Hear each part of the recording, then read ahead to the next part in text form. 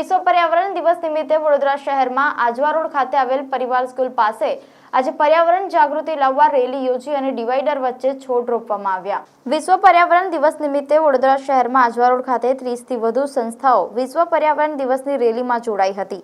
સાથે જ ડિવાઈડરની વચ્ચે છોડ રોપવામાં આવ્યા હતા। માનવ જીવનની સલામતી માટે પર્યાવરણને સુરક્ષિત અને સંરક્ષિત રાખવાની જરૂર છે। આધુનિકતા તરફ આગળ વધી રહેલી દુનિયામાં વિકાસના પંથે આપણે એવી ઘણી વસ્તુઓનો ઉપયોગ શરૂ કર્યો છે જે પૃથ્વી અને પર્યાવરણ માટે ઘાતક છે।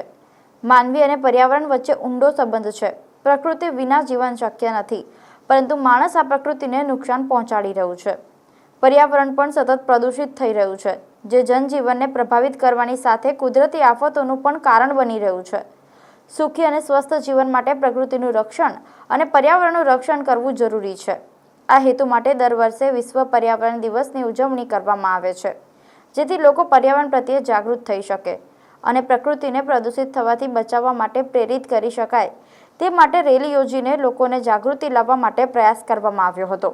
સાથે જ રાહદારીઓને પેપર બેગ આપવામાં આવી હતી અને ડિવાઈડર ખાતે 500 થી વધુ છોડ રોપવામાં આવ્યા હતા।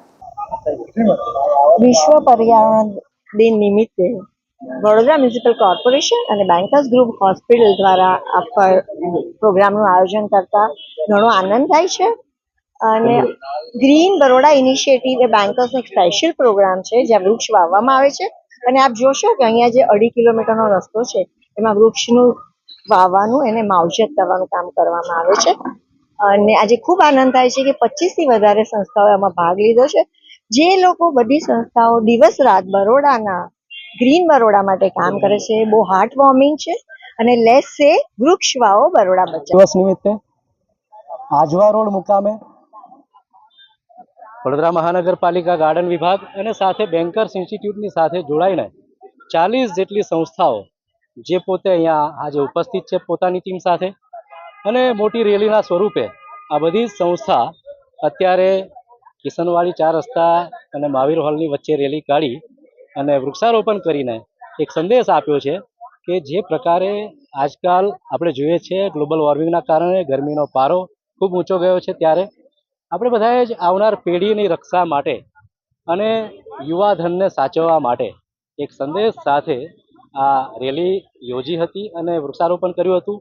અમે આભાર માનીએ છીએ તમામ સહયોગી સંસ્થાઓનો, અને આવનાર સમયમાં આપણા માધ્યમથી વિશ્વ પર્યાવરણ દિવસ નિમિત્તે પૂરતું ન રહે, આવનાર સમયમાં પણ આ જ પ્રકારના કાર્યક્રમો પોતપોતાના એરિયામાં એક છોડ અથવા વધુ છોડ વાવીને શહેર જ્યારે કોર્પોરેશન 25 જેટલા મિયાવાકી ગાર્ડન બનાવે છે ત્યારે અન્ય અર્બન ફોરેસ્ટ પણ બનાવવાની દિશામાં અમે આગળ વધ્યા છે, ત્યારે આપણા સહયોગ અને સંસ્થાઓનો સહકાર પણ ઈચ્છીએ છીએ। આવનાર સમયમાં આ બધાનો